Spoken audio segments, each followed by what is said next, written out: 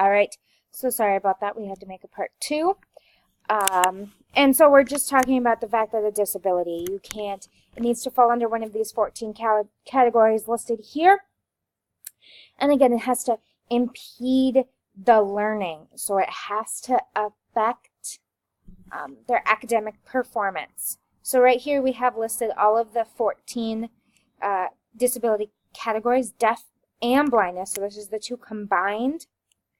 Emotional disturbance, this kind of has to do with the fact that they have an unnatural response to a natural event sort of thing over a period of time.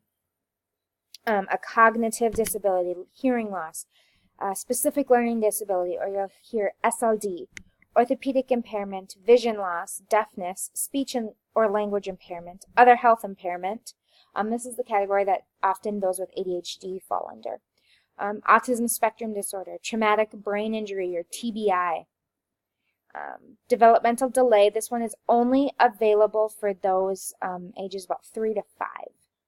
And multiple disabilities, so that would be you fall under one or more of both of these. You do not get classified multiple disabilities if you're deaf and blind together. That you have your own category for that. But if you were to have like deafness and traumatic brain injury, you could fall under multiple disabilities. So what I did here is I have this resource here for you that does a really great job of explaining who's eligible for services here. And then it talks about kind of what each age group can fall under, and then the 14 categories. So here's like emotional disturbance. It means a condition exhibiting one or more of the following characteristics over a long period of time and to a marked degree that adversely affects a child's educational performance. If you read through all of this document, you'll probably find that there's a common theme of adversely affects the child's educational performance. That's what I'm talking about. You can't get classified with a disability unless it inadvertently affects the child's performance. It negatively is affecting their learning. So again, this talks more about disabilities and more about services and other sources for this. I mean, again, this is kind of more through a national organization, so it may not be South Dakota specific, but for the most part, South Dakota does follow the national guidelines. I will leave this link on my webpage underneath these videos. So, parents' rights. You as a parent of a child with a disability have an extreme amount of rights. Some of just the basic things that you can have is that, well, these actually really just came about here because agencies, because you need to protect the parents, so you don't get, so you don't lose something. So basic ones here were that you have the right to examine all records from any agency, and the school is considered an agency, so you are to examine all the records. You have the right to participate in meetings regarding evaluations or tests, placements, and the free and appropriate education of your child. On the agency end, they must notify you of proposals or refusals based on the evaluations or placements or the free and appropriate education. Parents, you do need to give consent to evaluate your child, so for us to go test them, and for that initial special education, or SPED, as you might start to hear it, placement. Parents, you do have the right to challenge or appeal any decision. So let's say they're offering, general education with resource room modifications, those sorts of things, and you don't want that for your child, then you have the right to challenge that. But again, I ask you to just really think about your child and what is best for them. And you, parents, you do have, you are legally required to notify of an agency if you're moving. So whatever jobs change, you move, it's totally fine, but you have to notify your school saying, hey, I'm moving, because the school is obligated to transfer those records to the new school, and the sooner they can get that process done, the better. All right, so here I have, and I will provide this link underneath the websites, but here's the South Dakota Parental Rights and Procedures Safeguard. This is a huge document, and as I'm just going to quick scroll through here, I might mention some things, but again, this is all just sort of different laws and rights that you have as a parent, specifically South Dakota wise. Each state has their own procedural safeguards type document. And if you ever do move and switch states, it is important for you to reach out and ask for these so that you are informed. And I'm not going to scroll through this whole thing. All right, so this next thing that I really want to take some time to talk about is the assessment process. So what happens? Like, how does SPED, Special Education Services, come about for your child? And so basically it kind of starts, let's back up prior to we even being able to test your child. We need to have the documentation. So the general education teachers probably is going to note your child's behavior. And they're going to start recording that. And they might make phone calls home and reaching out and saying, hey, is there anything going on at home? Those sorts of things. And if it gets worse from that, and it's also during that time that teachers are making changes within their own classroom, maybe moving the seating, moving the grouping, varying the activities, those sorts of things. So they're doing that all internally. And if that still is the child is still declining after that point, then we look at referring to what are called TATs, or teacher assistant teams. And again, these vary from district to district in what they're called, not what they do. So basically what this is, then it's all the teachers get together. If you're in more of a middle school, high school setting, or in the elementary, it's anybody that would be considered on that IEP team down the road.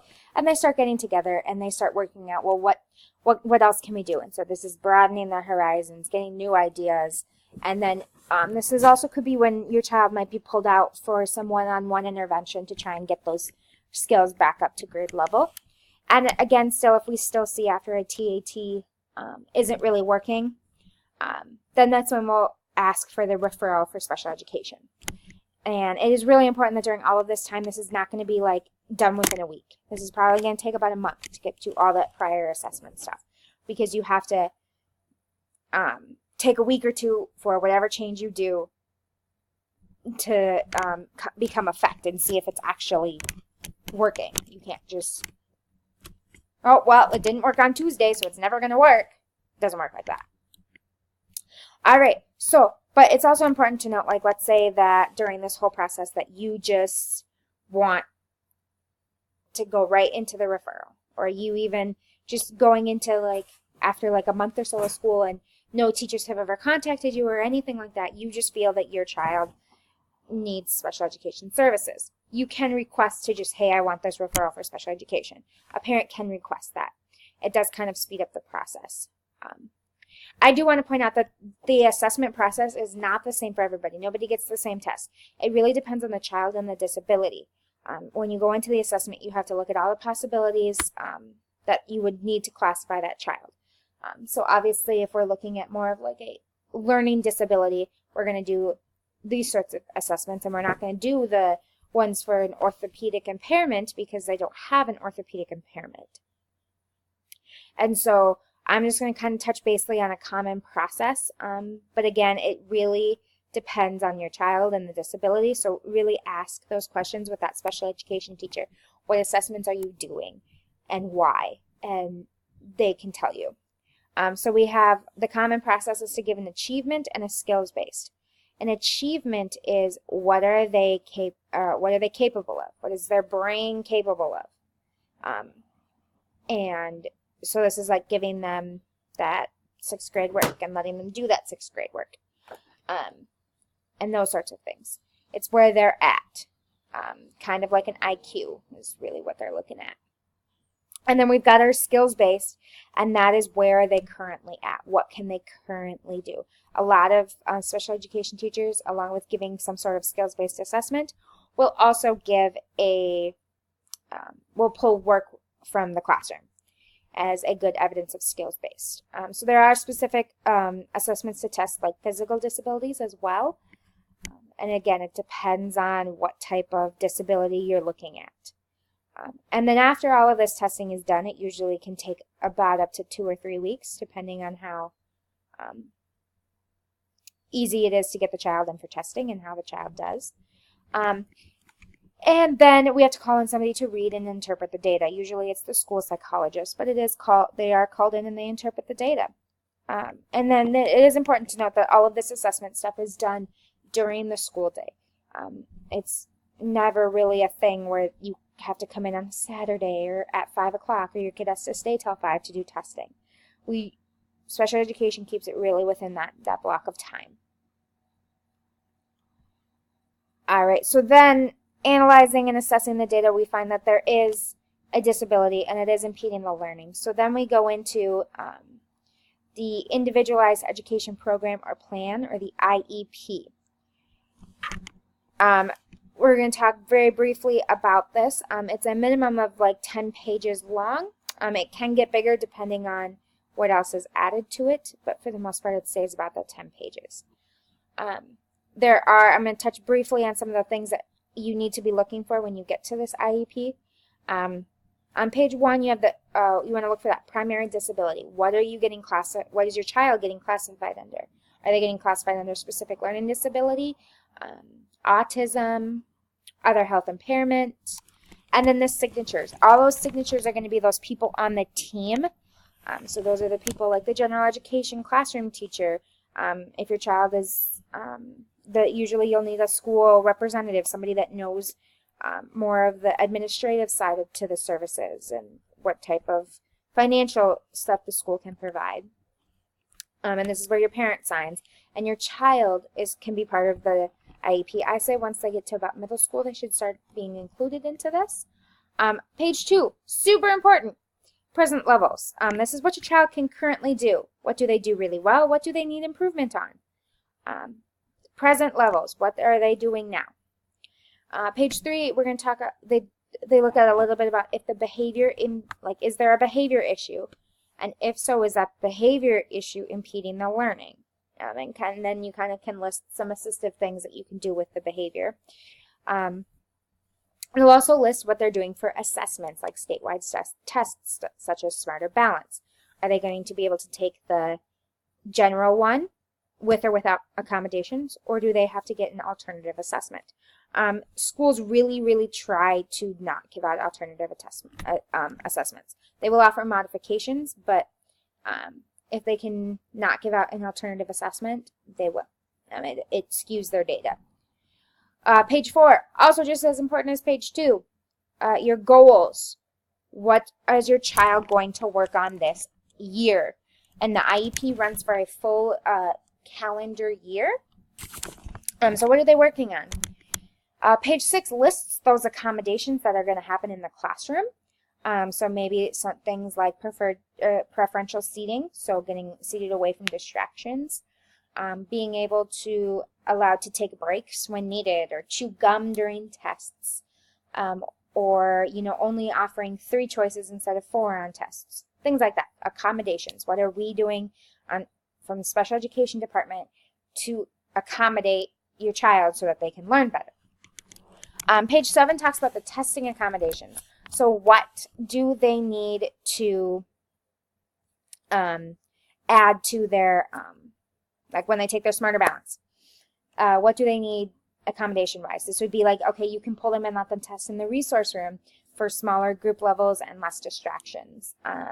Maybe they need a multiplication table, or they need a scribe, things like that. That needs to be listed. Specific services. This is like, what are they specifically going to get? Do they need to be getting help in this and help in this and help in this? Like, that's what that's looking at.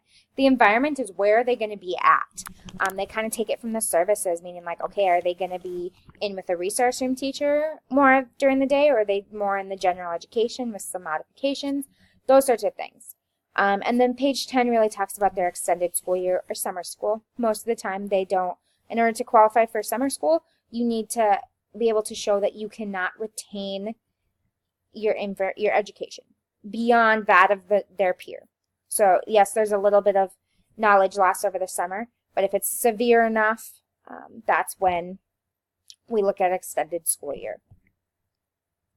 Very quickly, additional related services. These would be things like occupational therapy, physical therapy, audiology, counseling, which is a requirement for those with emotional disturbance, psychological, speech, language, even transportation. So getting them to and from school on a bus, like that can be part of SPED. So those things are things that we look at. Again, this is all stuff that's done within the school day hours, roughly. And, okay, so there's lots of common questions. Very quickly, I have a document here about related